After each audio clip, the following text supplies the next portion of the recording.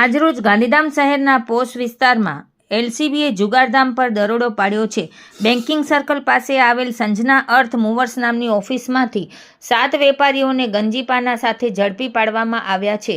એલસીબીના PI NN ચુડાસમાની આગેવાનીમાં ટીમને બાતમી મળી હતી કે વિનોદ ત્રિકમદાસ કલવાણી પોતાની ઓફિસમાં આર્થિક ફાયદા માટે બહારથી લોકોને બોલાવી જુગાર રમાડતો હતો। બાતમીના આધારે એલસીબીએ રેડ કરી હતી।